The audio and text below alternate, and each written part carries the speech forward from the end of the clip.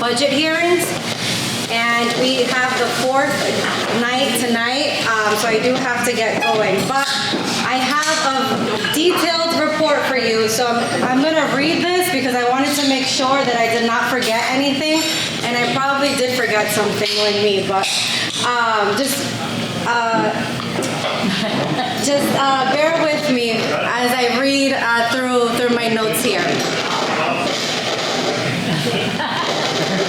If I speak without this, can everybody hear me? Yeah, go ahead. But then you have a lot of sense. All right.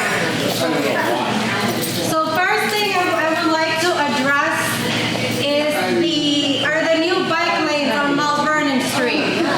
And I know there has been some frustrations, and I've been hearing them loud and clear from you guys, from some residents. I want to first say that the project was originally not intended to be a two-side bike lane like how it is now. And I did voice this frustration with DPW last week. I had a meeting with the director Wednesday at 12. During that meeting, he told me the project is still ongoing. There are 36 individual markings that still need to be painted. He also informed me that bike lane signages have been ordered, but they haven't been delivered yet. So we're still waiting on that as well. And I know there are other things that need to be implemented, but until that project is completed, this is where we are. I also raised concerns that have been brought to me about the two-way bike lane that's on the sidewalk side of the street. I don't know if some have noticed that if you've been on Mount Vernon Street, there is a section on Mount Vernon Street where the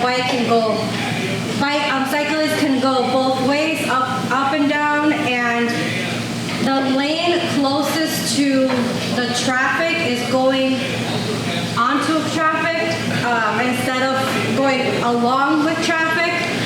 So I questioned about that, and what I was told was that the contractor that is being used for these bike lanes is a Mass DOT vendor and contractor, and the response was, they expect them to know the rules and the laws, etc., and that it is allowed to have those two. I still questioned that far left lane, and I requested them to give me an actual, contact them again and give me an actual response. So I am waiting on that. Also, after the meeting, I requested to see the design. So what I learned from that was that the original design was not a one-side bike lane as it was originally communicated to me. What I also learned was that this design was originally created in 2022, which also I did not know that it was created that far along. I also saw that specific area with the two bike lanes going the opposite way was not originally included in the design of 2022. So I don't know when that was implemented. It wasn't run by, they didn't tell me about it. It was just done. So those are things that I have learned, and I do have a follow-up with DPW about this and other projects. I do want to say though that as a counselor, I trust the departments to do what's best for the community. I do want to emphasize that, well, one, I'm not an engineer, and counselors are not in charge of the day-to-day operations. But at this point, what I can do and what I have been doing is I've been taking notes of every comment and feedback that has been coming my way. And what I can do is relay those comments and feedback back to see what can be improved. So that I can say that I am working on. So that is what we have for bike lanes. Another area touch on is I'm doing a petition for additional speed reduction areas. And that also includes the 3 school zones that we have. So we have Lawrence Catholic Academy, Frost School, and the Weatherby School. And even though the main streets are considered or are implemented as school zones, we are having issues on the smaller surrounding streets that the school administration and also the residents have been coming to me about. So I am looking to reduce the speeds and on those areas as well. And one thing I want to touch on Lawrence Catholic Academy, for those that have driven by Salem Parker Street, you see that the street next to Lawrence Catholic Academy is closed off for construction. That was a temporary petition that I put on the city council agenda so the students and the staff could be safe during construction. However, that side is now completed, and the rest of the construction on the other side, adjacent to Salem Street, is estimated to be completely done by July. So now I've had 2 meetings so far with Lawrence Catholic Academy and also with department heads from DPW, Lawrence Police, and the fire department to work together to come up with a plan to safely reopen Bailey Street, but also secure the safety of the students and the staff members of that school. I don't have anything yet. This is fairly new, but what I can say is that we do need a plan before the next school year. So hopefully by September, either it'll be open, you guys will see, or I'll have an updated report for you. Sorry, I have like 4 pages of notes here, so just bear with me. A lot has happened. So we have yearly problematic streets, and I think we all know what those streets are. I do want to emphasize the issue with speeding, noise, quality of life is a citywide issue, and we are trying to do the best that we can to address it. But one thing that's been on my mind has been traffic calming strategies.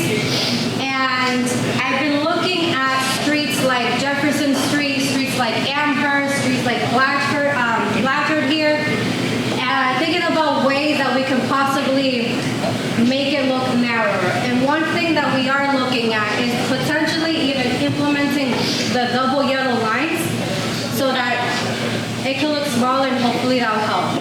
But in order to move on for anything like that, we will have to do a traffic study and see if something like that would make sense. Going back to speed reductions, I'm sure some of you know that or have heard about the awful incident that happened, the car accident that happened on Beacon Street last week. So Beacon Street, as another example, is on my radar to petition to reduce the speed limit. And what's another similar street? Like Mount Vernon Street is another racetrack. So yearly streets that we have issues with are on my list to either look at. We could add some markings, the double yellow line, or if it's a single yellow line, or to reduce the overall speed limit in that area. I've also received concerns from neighbors, and I know Boyd Street is one of them, that area. Lieutenant Lopez is coming for that, but next to Boyd Street, we have Lafayette Ave and LaSalle, those side streets in front of Jim Subs. So the same thing, similar issues that we're having on Boyd Street about the parking, the driveway blockages, and all of that annoyance is happening there.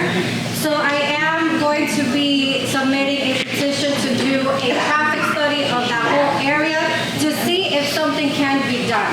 I am going to emphasize that we have, I believe, the Register of Motor Vehicles said we have 70,000 registered vehicles for this small city. So I can't promise that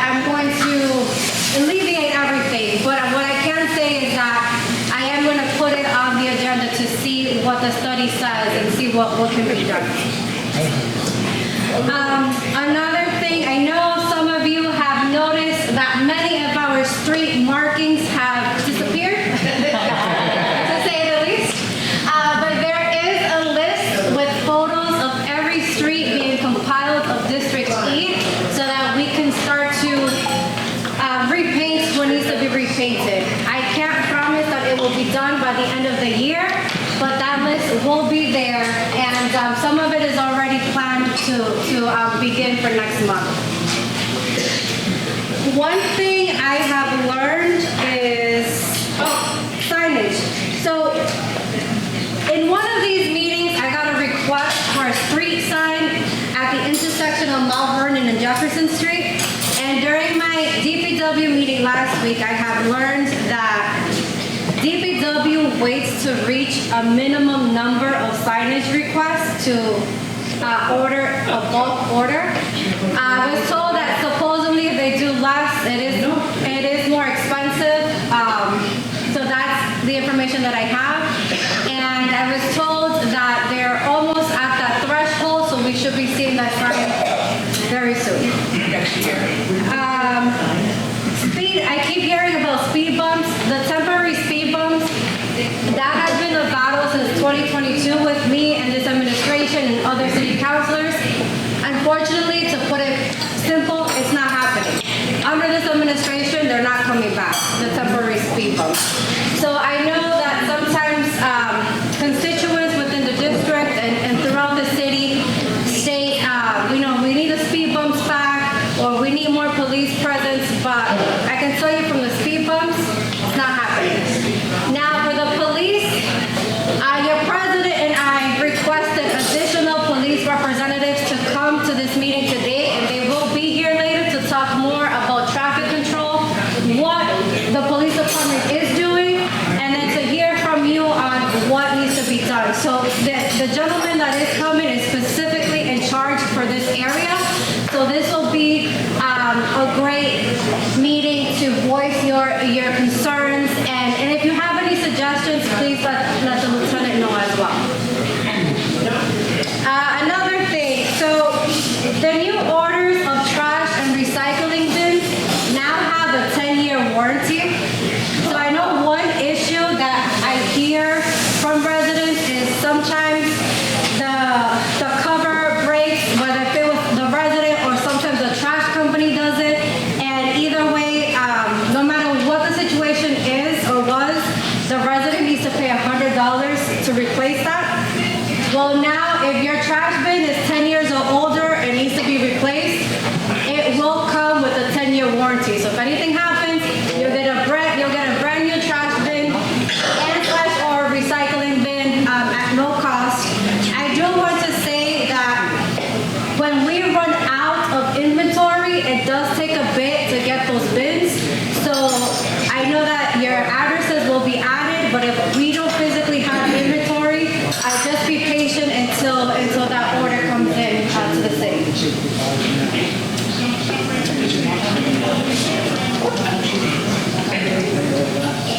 All right, so as I mentioned earlier, we are going through the FY27 budget hearings. Your district counselor is the chair once again this term of the Budget and Finance Committee. We've had already 3 public hearings. So far tonight, we have a hearing for the Lawrence Public Schools and Greater Lawrence Tech. And I just want to go over some of the highlights that we have heard so far. And then I'm going to pass it over to the council president and your counselor, city councilor at large, Giovanni Rodriguez, to add in anything that I might have forgotten. Okay, so the mayor has proposed a fiscal year 2027 general budget of $489.9 million. This is an increase of approximately $20.3 million, which is a 4.3% increase over last year's budget. The proposed budget relies on approximately $105.6 million in local taxes and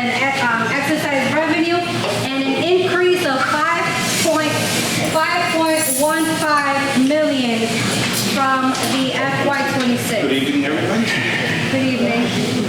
For homeowners specifically, the average single-family home in Lawrence is valued at $479,200 and currently pays around a little over $4,000 in property taxes.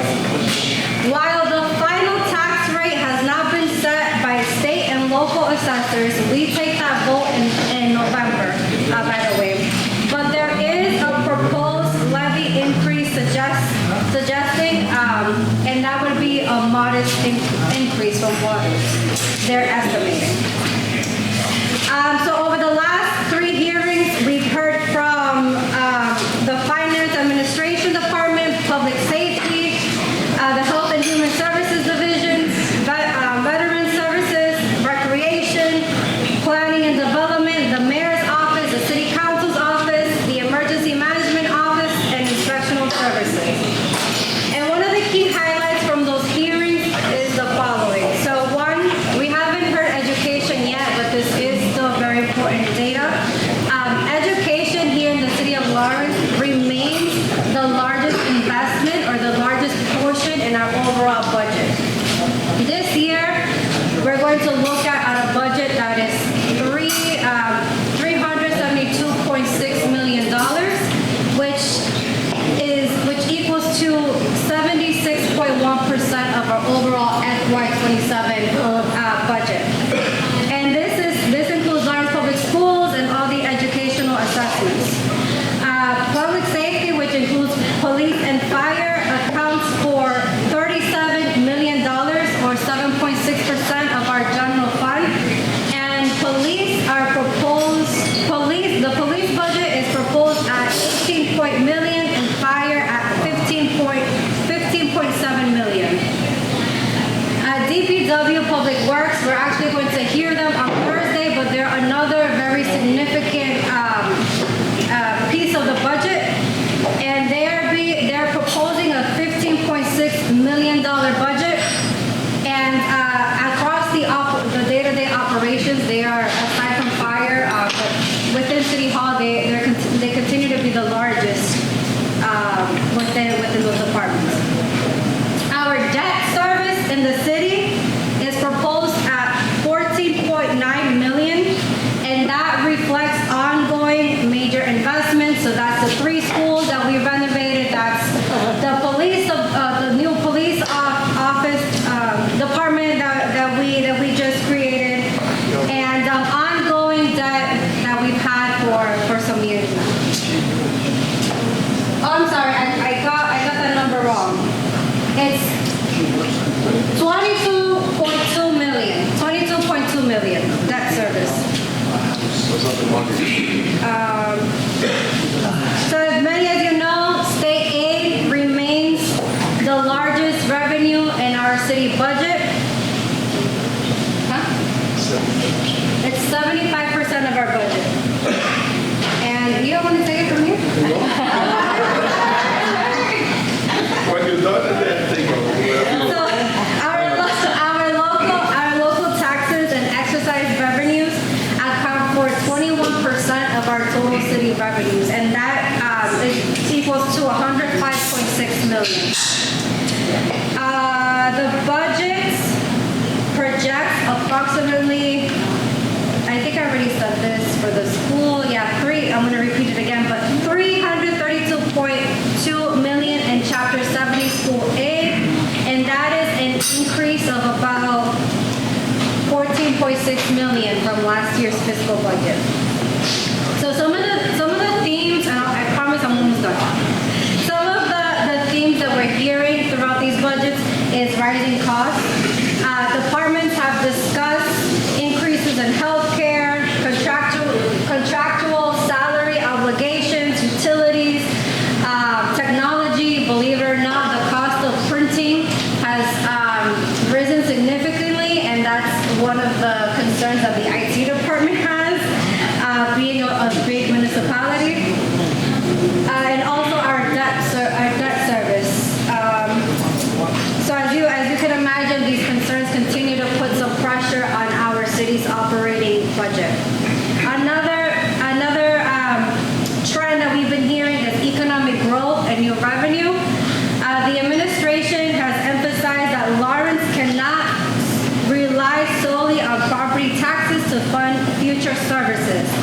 they're putting an emphasis on economic development, but their definition of economic development is to develop more housing. So as you heard, I've said this before during this meeting, I am for reasonable development, reasonable housing. If there's some areas in the city that we have the space for it, there's some areas that we do not. I also am for mixed housing. So far, the developments that we've had have all been market rate. And it's not that Lawrence needs housing, it's that our people cannot afford the market rates. And that's something the council president has emphasized as well, that we need to get a hold of. Another thing that we've heard, the trend that we heard is public safety investments. So that covers staffing, equipment. We also discussed overtime trends and just overall operational impacts that will be associated with the new police, that we don't have an actual estimate yet because our new police department, it has not been opened. But now that it's like 5 times the size, new cost is going to be associated with that. So that is to be determined. And finally, as always, the Budget and Finance Committee, for the most part, we've been questioning the departments. We even questioned our council president here, even though he's our colleague, but we're trying to make sure that the city is fiscally responsible and transparent. And that is all I have. Oh, yeah. Let's just Before finish we go this. into questions, I just want to put a couple of things into perspective of what Councilor Infante just said. My name is Giovanni Rodriguez, and I'm one of your. My name is Giovanni Rodriguez. I'm one of your large councilor and the city council president currently. I'm going to open up for questions for Councilor Infante and for myself in a second, so we can just, I just want to clarify a few things of what you said. It's not because she was not clear, she was super clear, but I mean, I feel like, we got to say it in the way it is. Taxes is going to increase to the max this year around. We're going to have 2.5% increasement, which is the max allowed by law. Plus, we're going to have $1.5 million in new growth, which is going to represent in total taxes an average for about 4.15% about that in your taxes. Average rate, average increasement, not necessarily if you calculate your current taxes and you increase it by 4.15, that's going to be your total. No, it's depending on the market, depending on how much the value of your property is, how much you went up for the market, and how much you went up for the 2.5 plus the new growth of the city of Lawrence new budget that is being proposed to be able to balance the budget. So yes, that's going to be something that is coming up, and the rates are going to be defined for this new fiscal year 2027. It's going to be voted, if approved the budget, it's going to be on June, but the rates are going to be defined, like Councilor Infante just said, in November. So for next year. So speed bumps, like Councilor Infante said, those are not coming back. What we're fighting for, At least under this administration. Yes, You can't speak it's for true. future administration. yes, it's true, 100%. What we are trying to pass at the legislation is the speed bumps. Those are different. Those are a little longer and those are permanent. We have a few around here. Those are the ones that we are pushing for because the speed bumps are more effective. But the speed humps are still good, trust me. I'm in favor of those because those reduce the speed to what we need to reduce the speed, which is illegal bikes, dirt bikes and everything. Those speed bikes or dirt bikes, they have to stop on those because they're very significant, the slope, and they're very aggressive. Cars need to stop on those as well, so we're in favor of those by all means. But the administration is not putting those back, and we are pushing to see if we can get the speed humps through the legislation to approve them based on the need of the city. They're gonna evaluate based on data, and they're gonna put those, whatever is needed, especially in school zones and stuff like that. There is some school around that already has those, so we wanna make it all around so we can have a lot more safety areas around the school and many locations that we believe is needed. When it comes to the pavement marking, Councilor Infante just touched on that. And I want to reiterate that those were things that they made us aware, but never with the documentation. And out of transparency, I don't know if you mentioned it the same way, but it is what it is. We want to make sure that when things like that happen, that these type of associations is aware that those designs come in front of you, so you see with your own eyes what's going to happen in the near future. When it comes to the budget, we are keep on hearing the different departments. We want to keep on questioning them. The chair of the Budget and Finance Committee, which is your counselor, have done a terrific job. Sometimes she doesn't allow me to talk because she's running a meeting. I respect that. But at the end of the day, we work as a team to make sure that all the questioning are asked, even though potentially that doesn't come from me, that doesn't come from her, but it comes from the committee. Because we work as one, and the committee is one body, the city council is one body, and we, at least us, we make sure that people understand that if the city council is doing something, it's going to be for the benefit of all of you. Because at the end of the day, 21% of the budget of the city of Lawrence come from property taxes. 21%. And I want to So it's add, very So significant. what you're saying is our taxes are gonna go up. Yes, that's 100% sure. It's going to be similar to last year, a little higher. Oh, well, That's the clear answer. I got one more question. The bicycle lane, they're parking their cars in the bicycle lane. So what good is that? so that goes back to the signage.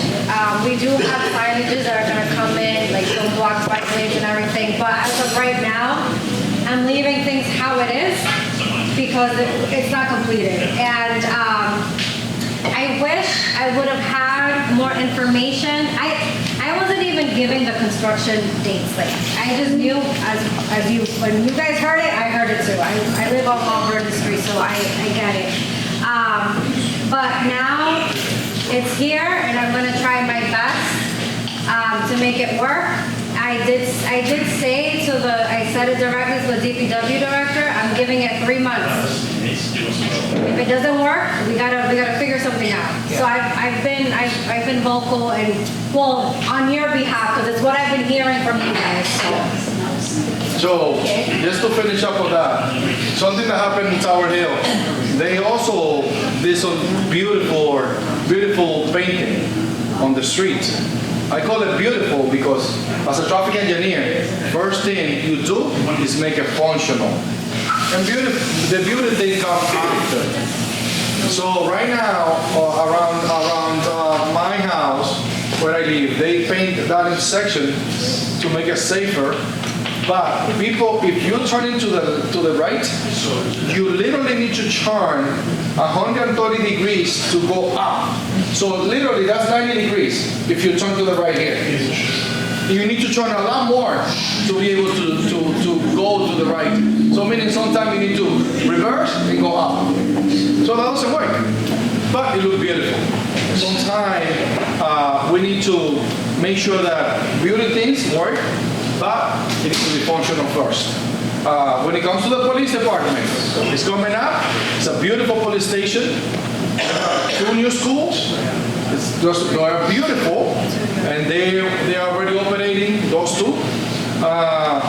But our debt service, as Councilor Infante just mentioned, went from $15 million to $21 million. The debt service is the money that we pay our mortgages. Just like when you pay your house. Those are the funds that we use to pay the mortgage. So those 3 buildings, they have new mortgages, and in 3-4 years, all their property that we have, that we own, the city of Lawrence owns, they're gonna be paid off, and that money gonna be reduced. But for now, our debt service is $21 million, about $6 million more than what it was a few years ago, because we have the new police station, we have the new junior school, and so far so on. So those are the results. Today we see it. We agree upon sometime, or sometimes we don't see the bill until it comes. This is the time that we're gonna see the bill.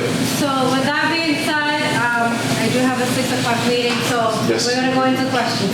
Okay, the 3 issues was for Councilor Infante. You brought them up. You came in too late to even know what these are all about. First of all, you mentioned the speed limit in the city. Why didn't you table Kendry's Mine. table? We Oh, I got that. We did. Mine. Untable your thing and reduce the speed limit. That would solve some So, problem. so to answer real quick, when I was chair of No, public let me safety get last through. year. I know you Wait, guys are gonna run. I'm just No, giving you but things I'm to- not letting me answer, so we did untable it. Why don't you do something about it? Hold on, can I Hold on, wait. Thank you. So we did untable it and we requested for an updated traffic study, because the last traffic study that was done was like in 2017. Since then, I haven't heard anything, but I have brought it up to the new chair of the public safety, Councilor Vivian Marble, and I asked her to request an update. Where is that traffic study? Oh, okay, so something may be done. The second thing, you mentioned that this year's budget, the FY '27 budget, is $489 million. If I'm not mistaken, last year's was $469 million. That's $20 million. That's a 4% increase. How many people here are living on Social Security or veterans benefits and only got a 2.8% cost of living? Why can't you people enforce a 2.8% cost of living increase in the FY budgets? That's number 2. Number 3, you brought up street signs. How did a developer of number 500 Broadway and the parcel owner of 530 Broadway get a street sign that says Dan Alito's Way on a driveway? So that was actually brought up to me, and Brenda was the one who brought it up to me a few weeks ago. That's illegal. That's an illegal sign. That's an illegal sign. So another thing is, but is it on private property? Is it private property? He can do it. He If can it's call it private property, property. if it's his property, he can do whatever Looking he street wants. sign. Looking, yeah. It isn't something you go into Dollar General next It's a door. beautiful looking. Now what you can do actually is request through a FOIA to see if the city paid for that sign. That's a good FOIA request right there. And trust me, if the city paid for it, and then we have an issue. So, but there's, I'm not offending it, but I think it's a good FOIA request, right? and Why not? remember, private property, we can do whatever, basically, anything. We're gonna come back to it. No, wait, because this is a new question, and then we're gonna come back to it.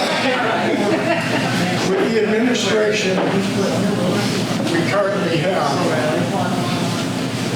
it looks like they're fostering a huge amount of potential lawsuits. What contingency or what plan is put in place? We may get, is there reserve money to pay these lawsuits if these people win? Well, Yeah. so we approve.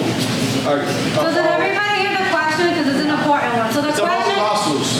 so the influx of lawsuits that are coming into the city, whether we win or not, settled or not, monies are gonna have to be paid at the end. So the question is, what's the plan? How are we gonna cut? how are we gonna cover it and recover from it too? And does the city actually have the funds to pay these settlements or losses when those processes are done? You'll have to pay it. Taxpayer. But let me just quick response to that. We, the city council, we are in a situation that we need to take care of those lawsuits, otherwise we might lost every single one of those. Therefore, we need the money to pay for the changes. The city council approved the request from the mayor's office to have more money on those accounts. We did approve that because we actually lost a settlement with the police department, the police unions that they brought up to us, and that's It wasn't just to us, it was a class action it's a class lawsuit. action law, but Lawrence stopped. Yeah, Lawrence is part. And it's over $1 million. We're not going to disclose the full amount, but it's over $1 million that we need to come up with. And other lawsuits that we have is something that we cannot control as a council at least, but we need to make sure that you as a community is aware of how this administration might manage those type of situations that can bring a lawsuit to the city of Lawrence. And also, every time that we have an opportunity at the council to discuss any topic related to potential lawsuit, we don't stay quiet. We question, we talk about it, we push the administration to do the right thing, but at the end of the day, it's a day-to-day situation that they manage the city in a way that potentially can be more lawsuits. You're gonna keep it quiet, that's it. The DAB in Lawrence is despicable, terrible in shape, and the city owns it. Why? The bricks are all broken up. They have to go upstairs because the ramp isn't working, the door's not working. Can we get somebody to go up there and fix the building? That's despicable for veterans to have to. You should see them trying to struggle to get up the stairs. Let me tell you something. Something that we can Something that we can do is collect data, and when it comes to the extra project that the city do every year, we can definitely advocate for those to be added to those projects for the Yeah, future. it's just terrible. I went in and I said, oh my God, why haven't you fixed the stairs in those other cities? Won't do it. All right, we have 10 minutes left. Yes. Yes, two questions. If I heard that about 20-something million goes to the budget for my house taxes, et cetera, where does the rest of the money come from? And second, if we're about, if I heard like 14 million, yeah, are we paying the finance charge of that? What's the interest rate? So, 27 and 14. So that's a mix of property taxes, exercise taxes, revenues. I'm sorry? Only 20-something million comes from my taxes, et cetera, et cetera. Yeah, so it's a mix of tax revenue and state aid. So it's not just the property taxes, it's other taxes, fees, and also the bulk of it comes from the state aid that we get. The question is, I heard today that the mayor's wanting to change the current 2 terms to give himself another term. Is this something that's flowing through the council, or is that just? I'm hearing it for the first time now. I haven't heard that. I just heard today, so somebody. I haven't heard that. I hope not. I hope not too. I haven't heard that. No. Peter, I want to ask a very simple question. On television, you hear how bad it is in Boston. They're behind, the governor, I mean, the mayor spent money and all that, so they're in a physical bad situation. So in general, okay, what is the general situation in Lawrence? Are we normal? budget-wise? Budget and money normal for a city of this size? I mean, are you guys pulling your hair out, or is it all manageable? So we don't know. We just hear this numbers, but we can't relate them. But we can relate to how you do Our it. taxes are gonna go up. You want to be the Everybody's professional one taxes to give go up. the That's not my answer, I question. give the wrong Yeah, answer? that's. Go straight. We have, I need to start a meeting at 6, so go right ahead. To be honest with you, this is the reality of the city of Lawrence. We have a $13 million line item for transportation for the students. Last year, we actually have on that line item $11 million, meaning that we were short $2 million. This year, we also level funded that same line item with $11 million, meaning that we also going to be short this year with another $2 million.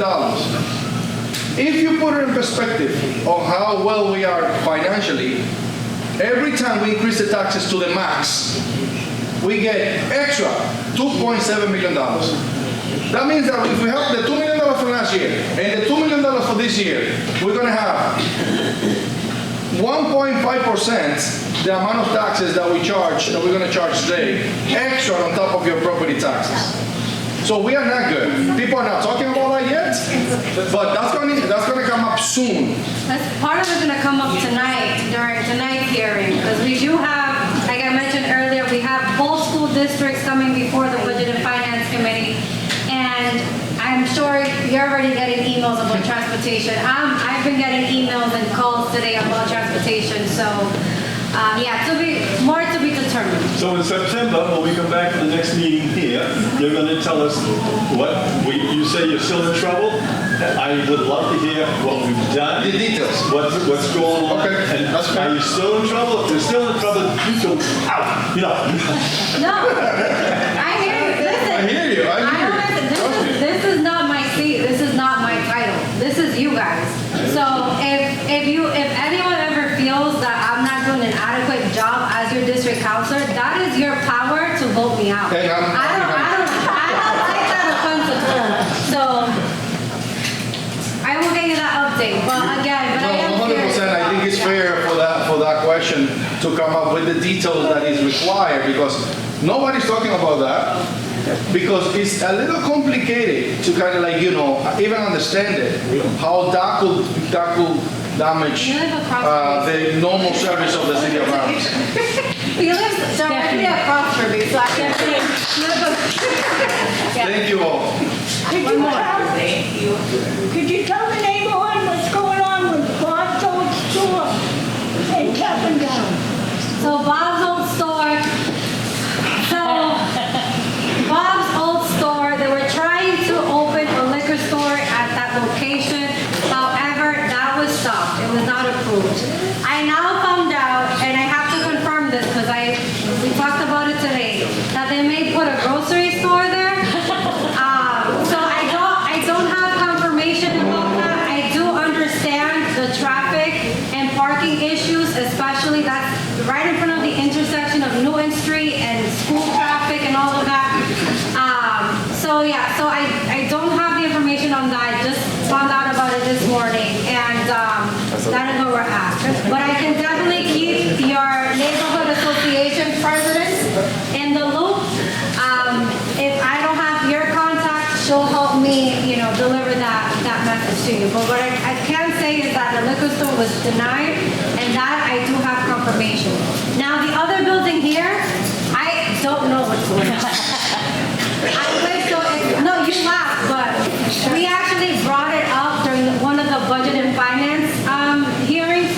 We said to the Inspectional Services, to the Planning and Community Development Office, that all these projects and all these movements are happening, and the district councilors, we either don't know about it or we're the last to know. So there is a miscommunication, and then we get the calls, like for example, like Jane called me this morning, well, I called her back this morning, and we got the calls from you guys, and we're like, we have no idea what's going on. And the answer was, well, we sent you the agenda items, or the notices. If you see how many emails we get, you've been a counselor. Sometimes things do slip through the cracks. I never got any. They didn't want to talk to me. I had an issue. Let's go. City Hall didn't like people right here. But it is something that we address, and that we do need better communication between the counselors, the zoning board, and the planning board, and the overall Department of Planning and Community Development. With that being said, I have a budget hearing to start at 6 o'clock. Thank you. Thank you so much.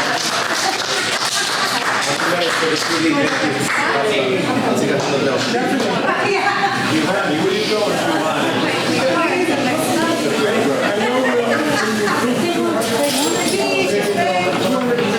Rich, I'm gonna put this on like this.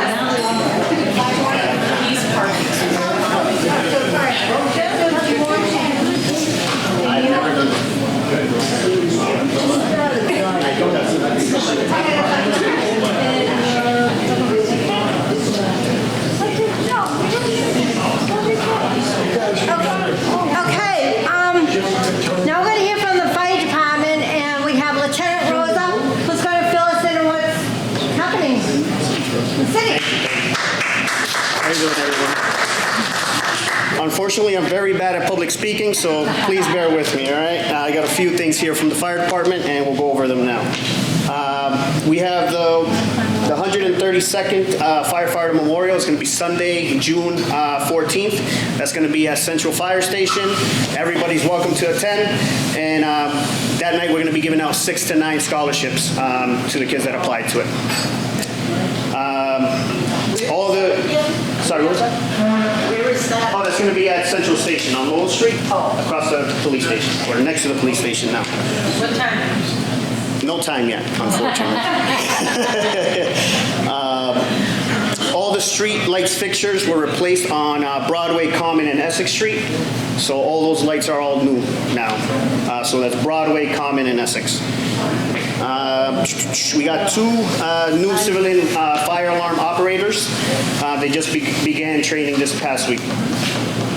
The chief right now is working with personnel to hire 6 more members for the fire department, which is great for us. Looks like South Lawrence East had a block party, and Engine 9 and Ted Nidit just helped them out with everything they had going on that day.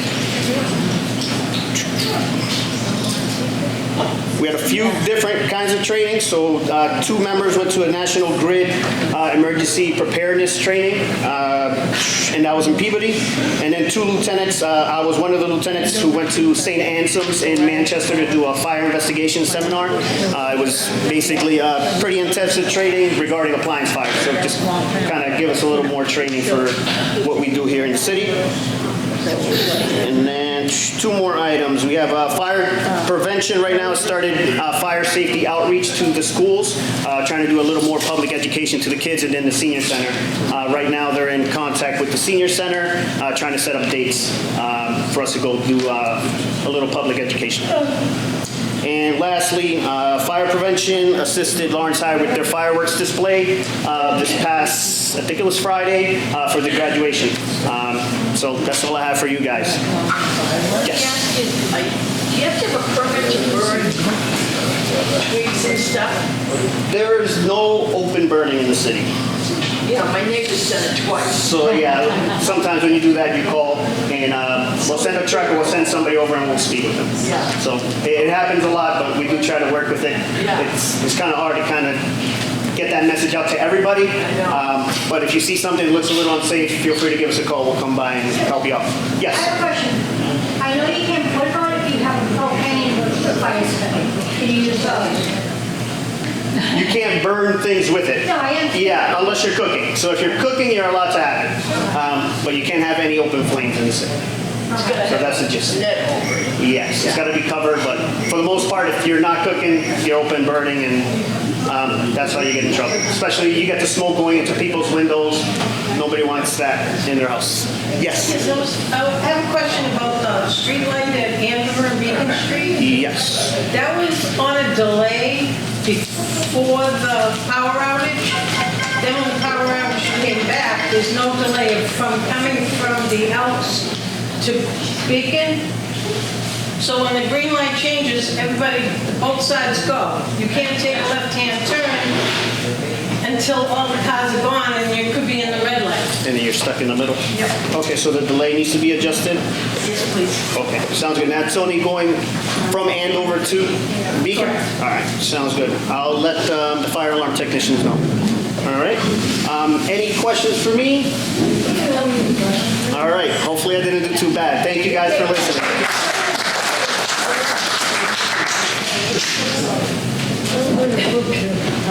Ready? We're afraid.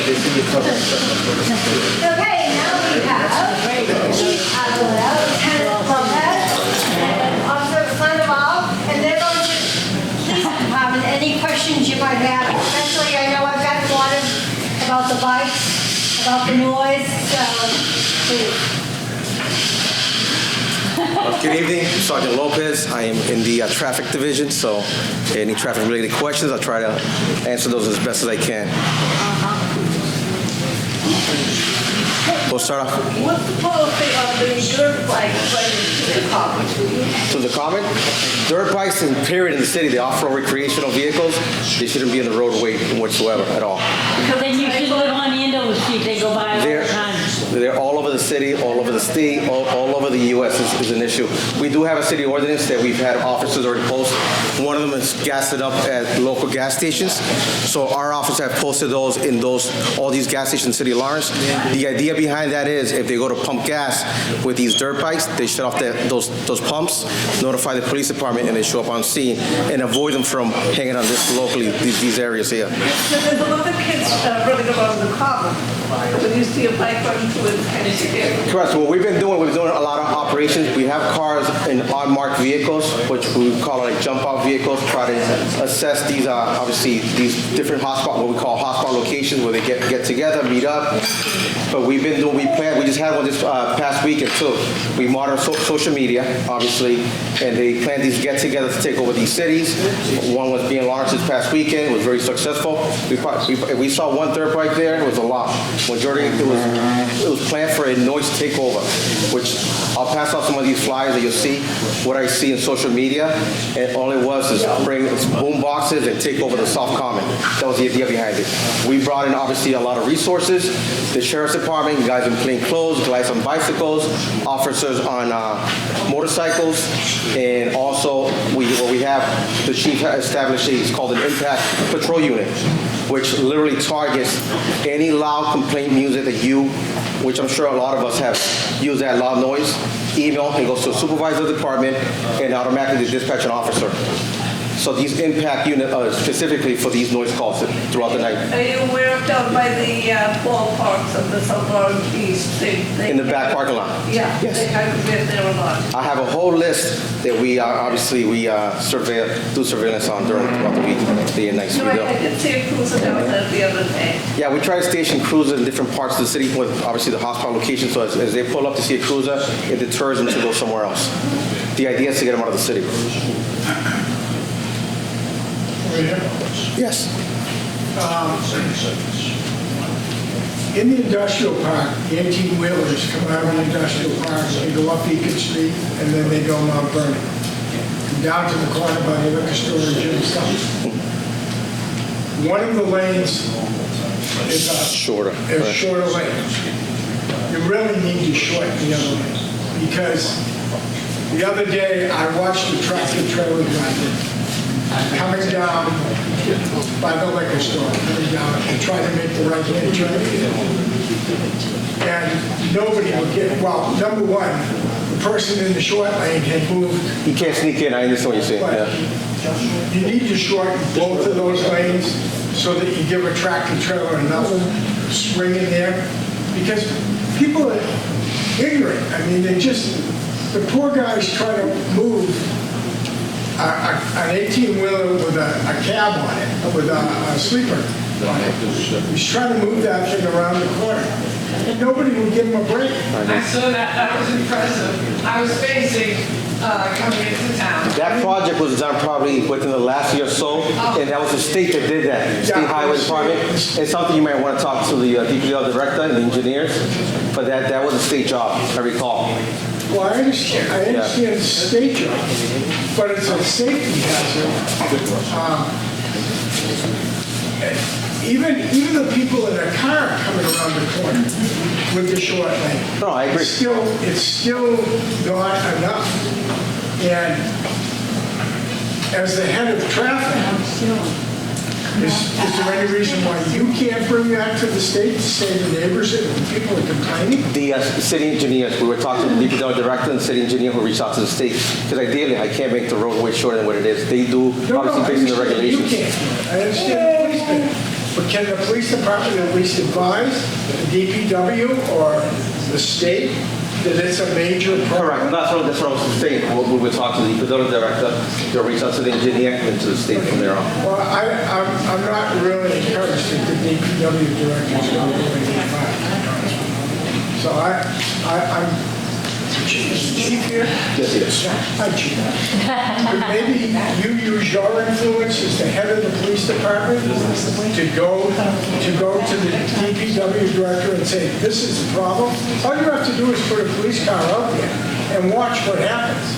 I mean, people, if you shorten both lanes, it's going to force both of those people to stay back. It'll be enough for a tractor trailer to swing. It's going to be frustrating. Well, number one, I'm not sure really why they're on Mount Vernon or anything else, but they are. But please use your influence to the DPW and the state and solve a problem before somebody gets killed. Certainly, we're going to make recommendations as far as that is concerned and get it noted. Again, I understand the frustration with that. We can raise a public issue concern on that, but ultimately, as the sergeant said, and that's not to say that we can't reiterate that to the DPW director and and whoever else should be involved, including the city attorney's city engineer's office, so that they can take a look. Anything that has to do with traffic configuration and things of that nature, yeah, that's city engineer. But we'll certainly give them a buzz and reiterate that. You had to see this for tractor trailer driving, and nobody would give them a break. I mean, all they had to do was back up 10 feet, and nobody would give them a break. And that's the other side, courtesy of driving and all that. And I understand that, but please use your influence as the chief of police and the highest legal law officer to reiterate to the Department of Public Works and to the city. Maybe you write a letter from your department to both of those people and say, hey, we have a problem. You guys screwed up. That's a good suggestion. We've got that noted. Thank you. Yes, ma'am. Tractor trailers allowed to drive for residential. They've been doing it forever.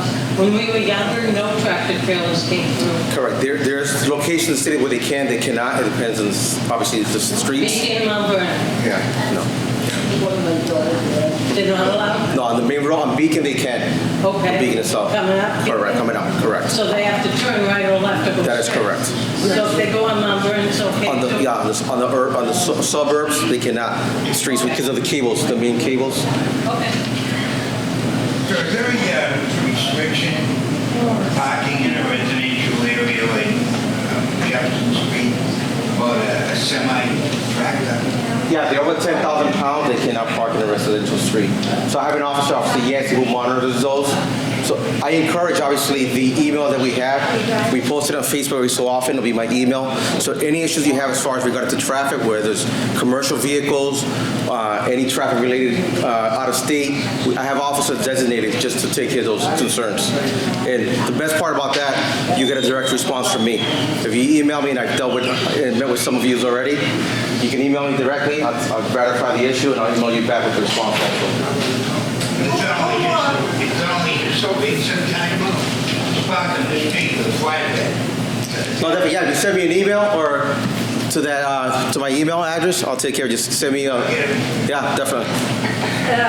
Commercial vehicles with old state plates, how long before they have to change? 30 days. 30 days. So normally if we get an email concerned about that, the officers will track it for 30 days.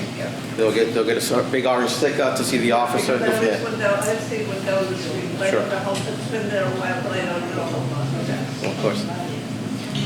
If you've already been ticketing, the 18-wheeler, they need the back car, they drive off with their cab, and you've been ticketing them, and they're still there. How long before you decide you're gonna tow it? So if they can't leave the bed of the tractor trailer unattended, it has to be attached. That's one. One on Yeah. Osgood Street. Yeah, no, if you call, definitely, and then I'll take care of It's been it. called in multiple times.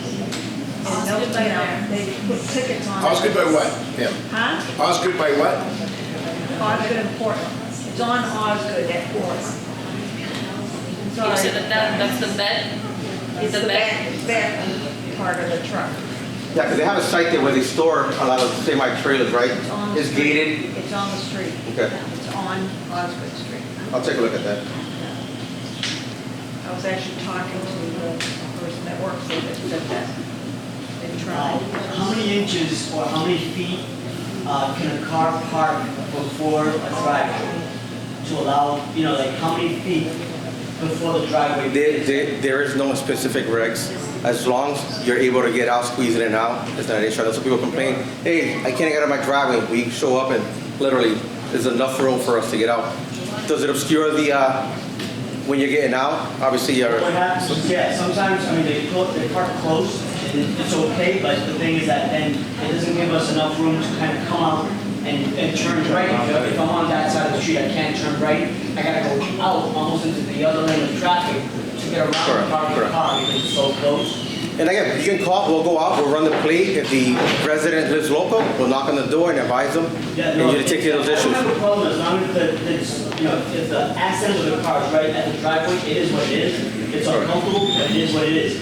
I have had instances where they're a foot or a foot and a half on into my driveway. Oh yeah, at that point, yeah. It's challenging. And it does. Yeah, and at that point it's obstructed, it would definitely take care of that side and we'll tow it. I just didn't know if there was like X amount of feet or inches that they needed from the curb, but as long as they're not obstructing the actual driveway, it is what it is. Correct. Okay. Unless you can put in two wheels. Right? Anything else related to traffic, the traffic enforcement unit, before we get into the generalization? Okay. Good morning, well, good afternoon, everyone. My name is Maurice Aguilar. I'm the Chief of Police. I wanted Sergeant Lopez to come up and speak briefly as far as the traffic is concerned, simply because I know that that's on the front of everyone's mind here. I think that, when we look at it historically, the issues with traffic and the like, and some of the nuisances, and I'll address that briefly, I think that we're in a good spot, especially when I share some of the numbers that we have to share with you. It is a nuisance. We understand that the issues with the motorcycles is a huge problem. It is a national problem. Unfortunately, the legislation has tied our hands. We can't chase them. We can't box them in. We can't jump out. God forbid if they get harmed, our officers are on the hook. They've left us with almost nothing to do. Now, with that said, I authored and the City Council passed a city ordinance that deals with these particular issues and others, including the issues of tenting and homelessness and what have you, and we continue to do that. Now, we had to think of another approach here because we can't go out there and chase them and and we don't want to create a danger for someone else simply because of this. But we've had a lot of success, and I know that Sergeant Lopez is going to pass around a pamphlet just so you can see how serious it is. So far, though you see them visible, we have thwarted multiple attempts at getting together and quote-unquote taking over Lawrence. They've done this successfully in Boston. They've done so in Lowell, where packs of 40, 50 motorcycles all over the place, sidewalks and everything else. And you're going to see just on a couple of them, they've tried to do that to us. They've tried to do it on Mother's Day. They tried to do it during our festivals. They've tried this multiple times, and we've run them out of town to the extent that they've had accidents in Methuen and the like, and so they're going to other places. We have other things, and I don't want to give away what our methodologies are, but we have confirmation where they're complaining about the goddamn cops are everywhere, we have to leave, let's move over to Methuen. That's what we want. We feel bad for Methuen, but we're doing our job, and we're going to continue to do our job with what little we have. Yeah. So that's number one with that. Thank you. So you're going to see some of the stuff that they post. And this is broad, and we've got people coming in from Worcester, we've got people coming in from Lowell, down to 110 Connector, and they're trying to meet up and they're trying to take that over. We're going to do everything within our power to make sure that does not happen. Now, with that said, we've also got slated some meetings because Lowell's getting hit pretty hard as well. We've got the 110 Connector. We know how they're traveling. So this has got to be a regional issue. Again, Los Angeles, New York City, Worcester, some of these communities are much larger, much bigger police budgets and police forces, and they're struggling with it simply because of the restrictions on so-called public safety issues. So that's a long problem. Anyways, I won't get too deep into that. You're more than welcome to call my office. We can get more in depth into what we are actually doing with that. But you're going to get a general idea of the things we've thwarted out of here, and we've made multiple arrests. I've started with what's called the jump out cruise with the Impact Patrol, and that's basically plainclothes officers in unmarked vehicles, and we're jumping out when they least expect it, and we're grabbing a few bikes, and we're grabbing a couple of individuals as well. We also have, when it comes to the intelligence aspect of it, we have multiple people identified in addresses. We know who they are, despite their masks. And so it's a matter now of building cases and getting them linked to specific rides or specific crimes. So that's up and coming. The same thing with the vagrancy. As you know, we've been working hard on it. I know that you've had mixed, we all have mixed feelings because when you think of homeless, it evokes this empathy and what have you. But again, I can tell you that the Lawrence Police Department does more than anybody else around here when it comes to those that require assistance. I've explained this several times. There are 3 types of so-called homelessness. Let's be real about it. One of them is situational. That's when somebody loses a job or something happens and someone is in a bad economic situation, and those are usually temporary. Almost 100% of those people will accept our outreach, will accept our housing, will accept work, hotels and whatnot, and in short order, that's not to return or repeat itself. We get them help, whatever help they need. You have the secondary one, and it's the toughest one because that's the one you see, the one that causes blight in our streets, and those are drug and mental health related. Okay, those are tougher. But we still do outreach through our behavioral health unit. We still go out every day, even if they're told no 99 times, we're going to go out there 100 times. We keep going out there, and we don't give up on them. But we're very limited as to what legally we can do to have them, sent for services and whatever against their will. They just, it's a tough deal. Then we have the third type, which is they just refuse. It's a lifestyle choice. These are the vagrants. They choose the drugs. They choose to live the way they do. They choose to commit crimes. They choose to do the breaking and entering. And for those, you don't get second chances. They represent about 1% of our population. Who speaks for the other 99%? The rest of us, our kids. Who speaks for them? Nobody? So it's a balanced approach. It's a balanced approach. We are compassionate. We'll reach out. But there comes a time in which law must be enforced. Public safety spaces, the parks, our schools, our neighborhoods. We have to represent you. We have to enforce the laws that are in place. And so some people have an issue with that. I'm not here to apologize for them. I'm here to represent you, so I don't care how they feel about it. Sorry. Yes? Can I say something? And I noticed this mainly at the corner of Canal and Broadway. There was one person who keeps going in between the cars. And it's like scares some of the kids, and he just keeps walking, and I'm afraid he's gonna end up getting killed. We've conducted multiple arrests there because there's a difference. They're protected by the Supreme Court to be able to pander and ask for money. The Supreme Court of the United States has stated that's not a crime. It's a status. That's fine. But the second they step off onto the street and they create a dangerous situation, now they can be arrested. And they have been arrested. And before our reports are even typed, they're already back on the streets because the courts don't enforce any of it. We're fighting a tough battle here, but we'll continue to arrest them, and we'll continue to do what we have to do in that regard. We won't stop. I'm sorry. In the back. Other than legal, insured, registered car on motorcycles, what type of dirt bikes, etc., are not allowed on something to be stored in lawns on property? Well, that's an Inspectional Services Division issue, and we are in conjunction working with them in that regard. There is a specific way that you have to store. It's got to be garaged. You can't have it indoors. You can't have it in the hallways of homes because of the fuel issue and the danger that poses. So there are restrictions. On private property, you could certainly have it. They can be on private property because they're legal to the extent that if you take a flatbed and you mount it and then you go out into a track somewhere, or whatever the case may be, that's all legit. It's just not legal when you're riding the sidewalks and doing wheelies on Essex and Broadway, and that becomes a problem because they create danger for all of us. So, young man. Good evening, Chief. Getting back to what Brenda was talking about, the panhandlers. Now, I spent my entire life as a surveyor, and a couple of times I've worked in Lawrence, and I've been kicked off of the street because I did not have a police detail because I was working in the street. These people are going between cars. They're working cars. How come they aren't forced to get a police detail. I mean, you gotta be creative when you go after these people. A police detail. I'm pretty sure a lot of the unions would like that idea, Rich. We're gonna write that up.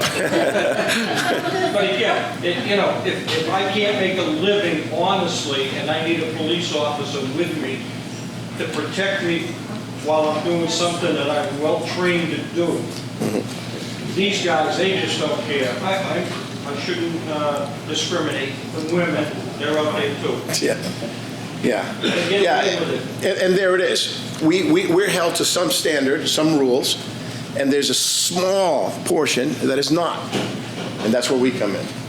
How does the Andover and North Andover get away with not having allowing them to have? Allowing them to what, dear? They don't have, you don't see them panhandling in Andover. How do they get away with?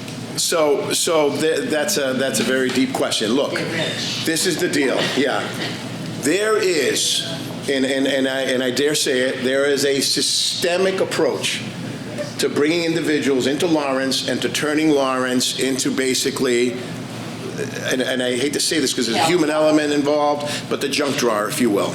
Okay, this is proven, this is documented, and we have met with other agencies in order to stop this.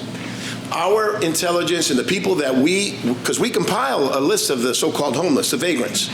Over 87% of them are not from here. And when I say from here, I mean even Methuen or whatever, the valley, I consider that from here. When they're being shipped from other places and other communities, and I mean shipped, given tickets and given resources to come here to the city, that's a problem. That's deliberate. It's been going on for many, many years. The city of Lawrence has gotten away from hosting every single methadone clinic under the sun. They didn't have one in Andover or any of the communities that you've mentioned. It's here. All the free services, here. Let's keep it geographically just contained to Lawrence. And then we'll talk about Lawrence. But let's just, even their own people, they'll bring it here. So there's something that we're trying to do as far as that's concerned. It's lengthy. It requires the help of, our state representatives and others. But I'm looking to nip that in the bud. And I want some of these people that are out there to give them the opportunity to go back home, which I don't see that happening anytime soon. And I heard that like in Salem, New Hampshire, in Derry, the police are really harassing some of the people that are panhandling, basically because they step off the sidewalk and you're right under a case of them. Yes. Well, I wish I had the court systems that New Hampshire has to back us up, believe me. Law enforcement would be a little different then. Yes, ma'am. We know someone's trying to put something in the barn, close to like a grocery store. We don't need it. How about a substation? I think you should have an office. Yeah. When Dawn and Sean and Jimmy basically Yeah. you can see everything that goes on. I understand what you're saying. With regards to what they're going to do with that property, obviously that's something for the city council, Representative Russell and the like, to go up there and really speak out. We don't want the market. Yeah. Think about the cost. Yeah. Well, you guys have the power. You guys have the power, when it comes up to say yay or nay on that. Okay. Yeah. Now. Oh, yes, sir. Whatever comment, and it came from Dick saying about details. You instruct your officers. I mean, you guys have the time. When I drive by the and I see an officer with his cell phone looking at a hole that's in the ground, and traffic is fighting to try and get by. It's frustrating. Do you mandate your officers? I mean, they carry radio. Mandate that they don't use their cell phones? I have, and we have to an extent, and so I think that the best result on that is if you see anything like that, you can give us an anonymous tip on disorder or something to that effect. That way we can say let's say South Broadway and whatever intersection there was a police officer. When you get that tip, and that officer, He's borrowed from details for 6 months. I'll guarantee you that you'll get Yeah, yeah. Well, discipline, well, I can tell you this. No, it's not a discipline. Yeah. You just say you're not eligible because you broke the rules. I mean, they're there for the safety of the public, and they're getting paid reasonably well. And it's aggravating as hell. And you see them literally on your phone talking to their wife, husband, girlfriend, whatever it may be, and they're looking in the hole of the guys in the hole, and the traffic's going by, trying to get by, and this officer should be directing the traffic, not. Again, if we can narrow it down, yeah, if we could narrow it down, then I'll know who was out there. What I could do is I could speak to, because it's a union-run thing, I could speak to them, make sure that their members are a little bit more attentive.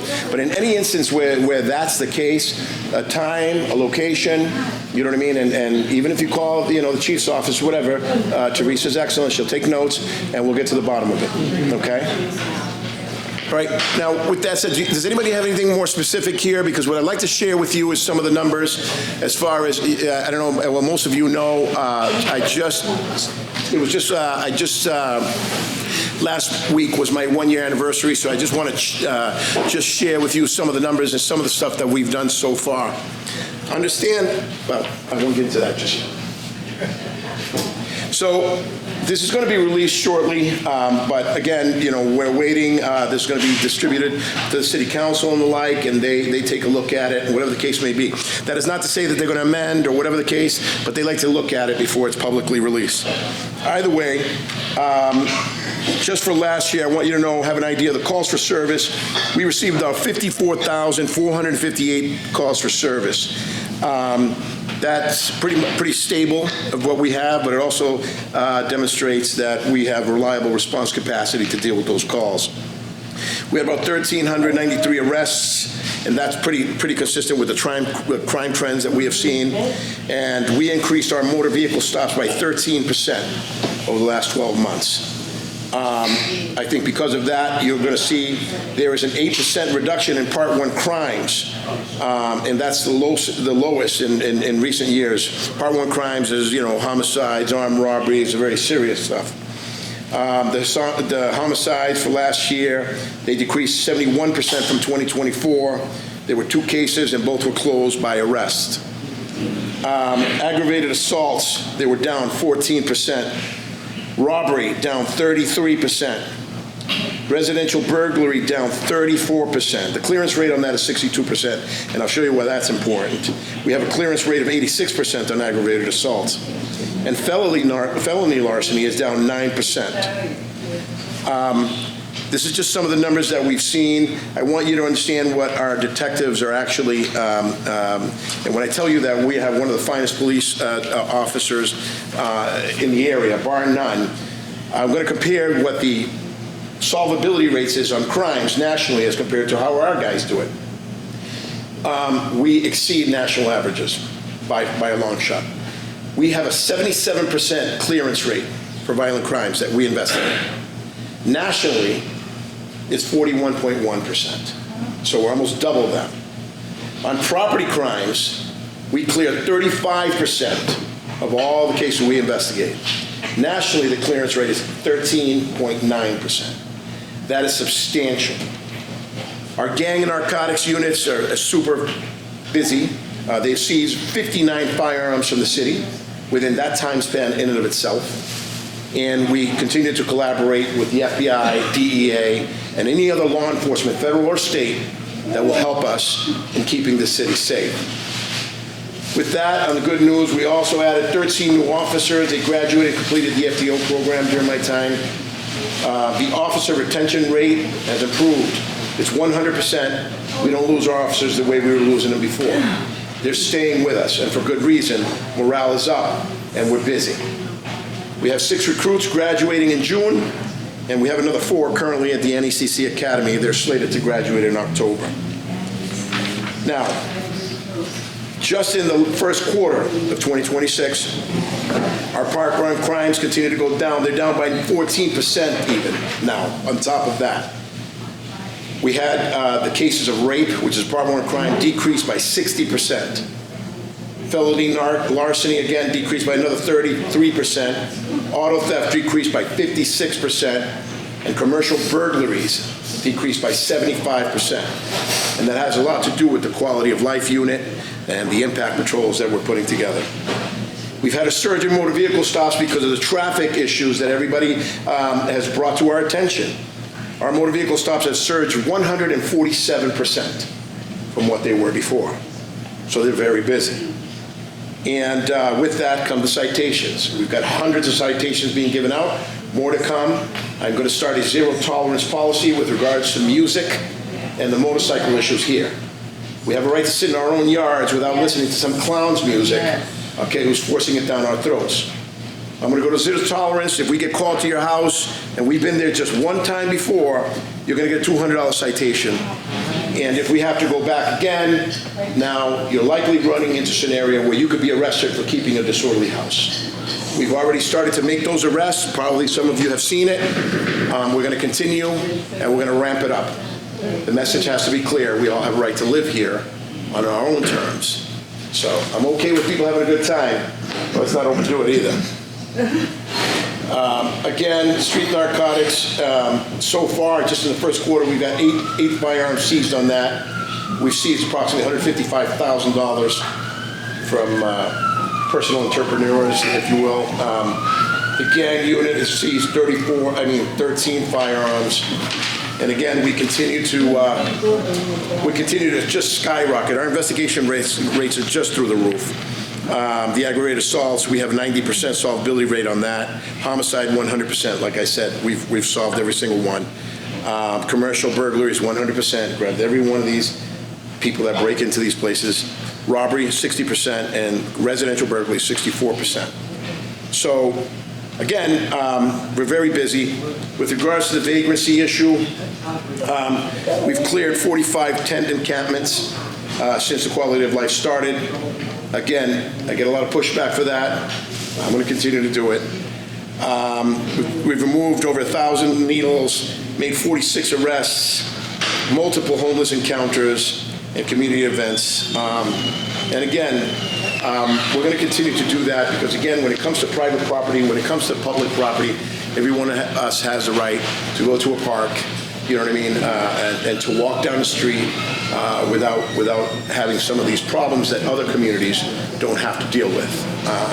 So we're going to take that approach, and those approaches so far have worked, and they demonstrated by the numbers, which we're going to be releasing shortly. So, with that said, any other? No? Okay. All right, thank you. Thank you very much.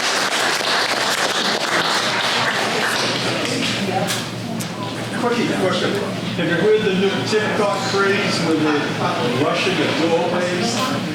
Is that happening in Lawrence at all? Just at the police station when they get out of work, all the guys want to leave. That's part of the thing. They a bunch of dirt bikes on scooters or whatever it is, they rush. One of the things to do is to try to bang in that front door without getting caught. Yeah, we haven't had any instances of that. Yeah, not yet. Thank you. All right. Thank you very much, everyone. Have a great night. Thank you, John.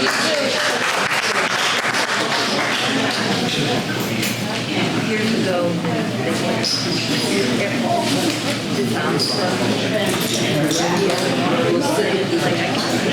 just want to announce a couple of events coming up. June 20th at the Boathouse. It's the annual open house. It's a great day. They have boat rides on merry-go-round and things like that. July 3rd is the fireworks, and that's going to be another big event at the stadium.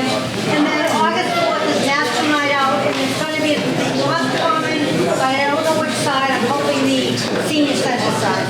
The parking. But thank you all for coming. Have a wonderful summer.